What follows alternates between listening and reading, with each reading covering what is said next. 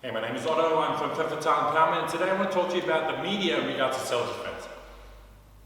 So me personally, I don't actually watch the news anymore, I don't read the paper anymore, mainly because it's all just bad news, and really I don't need to concern myself with things that I don't have any control over. But that's up to you, I'm not telling you to do the same. What I do want to talk about is how, in my opinion, the media really just scares people. For once, because they only report bad news. I guess it's better for business, people like to gossip, and there's probably more to talk about that way. But what about the good news? What about inspiring stories that make people feel good and encourage people? I don't think there's enough of that. So we kind of get this false reality of doom and gloom when it's really not that bad. Now I know there's a lot of negative stuff happening in the world, but there's also a lot of positive happening, also in negative situations, but there's no emphasis on that really. So, there is success stories around self-defense when people fight back or stand up for themselves, but you don't hear those stories. You hear the horror stories of when people get raped and killed. So then you might think, well, it could be me. But if you heard the success stories when people fight back against the odds and come out on top, you could also think that could be me. But you don't hear those stories. And then I think another problem with the sensationalism is that they make it sound like these cases are random, that it could happen to anyone. And that's really disempowering because you think that you have no control, when that's really not the case, because victims are usually not random at all, they're chosen, they're selected. So which means that you do have control, you do have a lot more power than you think, but if you just listen to the media, you would never know about that power, because the media likes to talk about the problem, but not about the solution.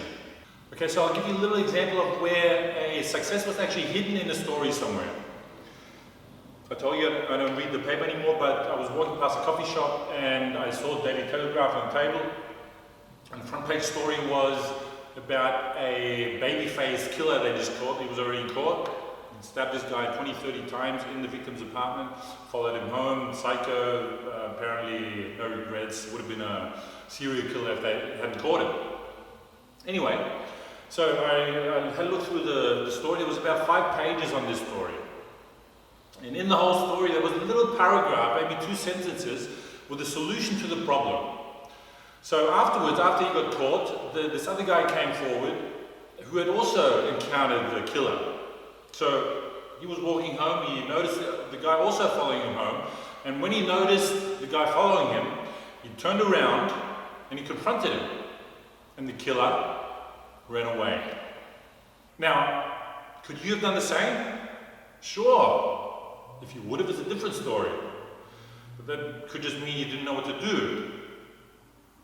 Now, think about it. How much easier do you think it would be to solve the problem just like that by turning around and confronting the guy, rather to wait for the guy to follow you, stand in your living room in front of you with a knife in his hand?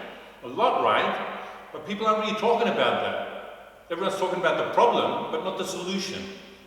No one's talking about how to prevent the rapes and killings from actually happening. So people kind of think, well, if this guy's standing in front of me with a knife, what am I supposed to do? Well, it's going to be difficult. But a rape doesn't start with a rape. A killing doesn't start with a psycho standing in front of you with a knife. There's things that happen before that, and that's when it's much easier to solve the problem. There are ways to deal with situations, to tell if someone's up to no good, to sort out a situation before it's too late or too dangerous, like the other guy did. But it takes some education. And media, for the most part, does not educate, it just scares. And maybe it's not up to them. Then it's up to you. And then you can also read the paper or watch the news with a bit of discernment. So from me, I'll talk to you next time.